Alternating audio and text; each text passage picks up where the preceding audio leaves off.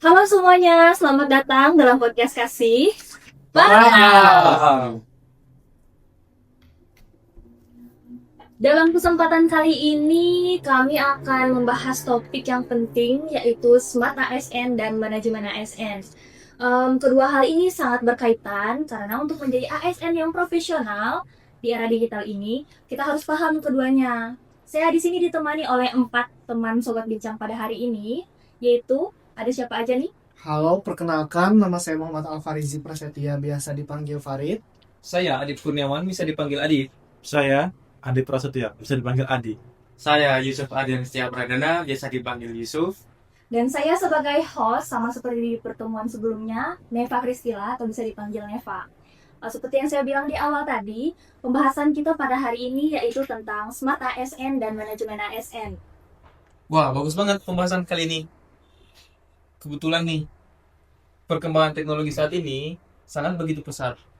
Nah, makanya penting untuk kita jadikan pembahasan pada hari ini. Betul, kalau bicara tentang tuntutan zaman dan perkembangan teknologi, tentu saja itu tidak lepas dari Smart ASN. Itu artinya seorang ASN harus mampu nih beradaptasi dengan perkembangan teknologi dan juga seorang ASN harus punya literasi digital yang baik. Sedangkan nih, manajemen ASN lebih ke pengelolaan ASN itu sendiri. Di antaranya yaitu hak, kewajiban, kode etik, dan sistem merit. Jadi, bagaimana caranya ASN tetap bisa profesional, transparan, dan adil dalam melaksanakan tugas yang diberikan? Intinya, Smart ASN itu bicara tentang kompetensi digital kita, sementara manajemen ASN bicara tentang aturan main dan sistem yang mengatur kita sebagai aparatur. Dua-duanya sangatlah penting. Terima kasih ya kakak-kakak untuk pembahasan di awalnya. Langsung saja masuk ke bagian kedua. Oke. Oke, selanjutnya kita akan bahas lebih dalam lagi nih soal Smart ASN.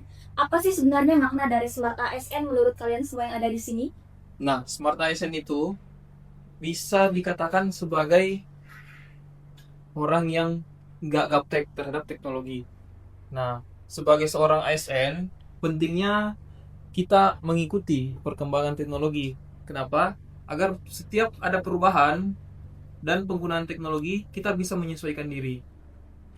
Belum lagi ketika kita diberikan suatu pekerjaan, pengaplikasiannya jangan mengikuti sistem-sistem yang sebelumnya. Harus selalu berinovasi, memberikan penggunaan teknologi yang lebih baru.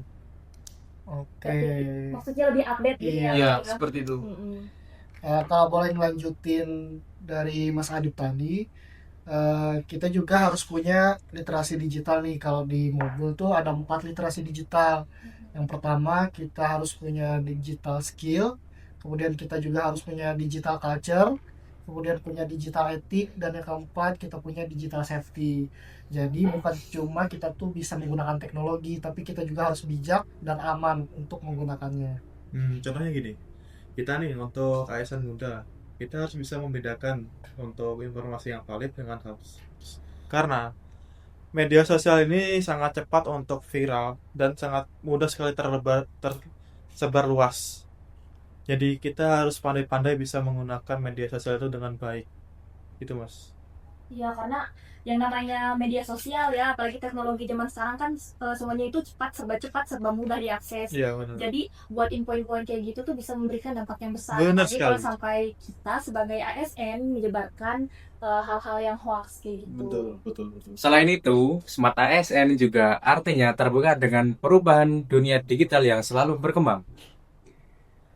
Jadi ASN harus mau terus belajar dan jangan berhenti di zona nyaman.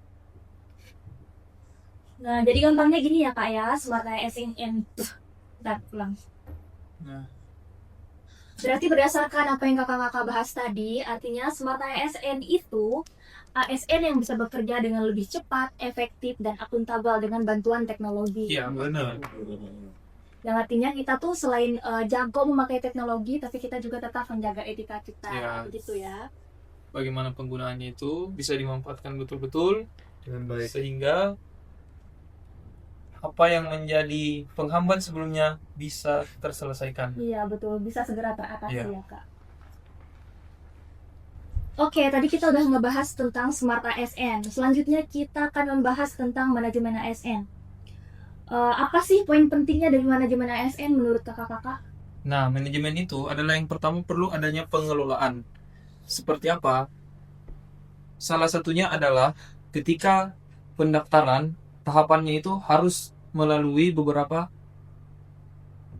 tes yang betul-betul bisa menyaring kompetensi setiap orang yang ingin menjadi seorang ASN.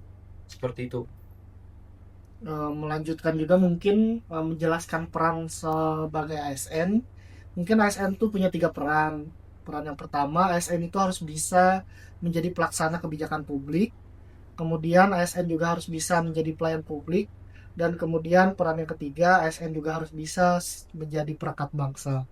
Jadi sebenarnya ASN itu bekerja bukan cuma buat kantor, tapi dampaknya juga harus bisa dirasakan oleh masyarakat langsung. Betul, Kak. ASN juga punya beberapa hak, misalnya nih tentang gaji, tunjangan, jaminan perlindungan, sampai hak pengembangan untuk kompetensi diri. Tapi selain itu, sebagai ASN kita juga mempunyai kewajiban nih untuk selalu setia pada Pancasila dan Undang-Undang Dasar 1945, menjaga persatuan dan serta memberikan pelayanan publik yang terbaik. Nah, yang menarik, sekarang ada sistem meritokrasi. Jadi, promosi jabatan nggak lagi berdasarkan senioritas, tapi berdasarkan kinerja, integritas, dan kompetensi. Artinya, ASN dituntut terus belajar dan meningkatkan diri. Oh, jadi bisa dibilang manajemen ASN itu memastikan kita punya aturan main yang jelas supaya ASN bisa bekerja dengan adil, profesional, dan akuntabel. Betul Betul sekali. sekali. Mana betulnya? Betul sekali. Oke. Betul, Kak. Oke, sebelum kita tutup, menurut kakak-kakak, apa sih kesimpulan dari pembahasan yang sudah kita bahas tadi? Intinya tuh ASN harus mampu menggunakan teknologi dengan bijak dan mampu mengikuti perkembangan seupdate-update-nya.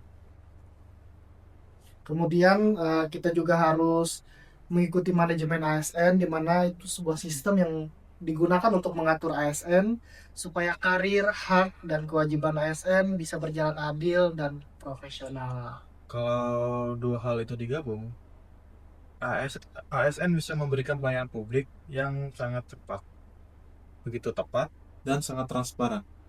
Dan yang paling penting, ASN harus terus belajar dan menjaga integritas. Karena pada akhirnya kita bekerja untuk bangsa dan negara. Setuju banget nih sama pendapat kakak-kakaknya semua. Karena jadi ASN cerdas dan profesional itu kuncinya untuk menghadapi era digital dan perkembangan zaman. Sampai sini dulu pembahasan kami dalam podcast Kasih.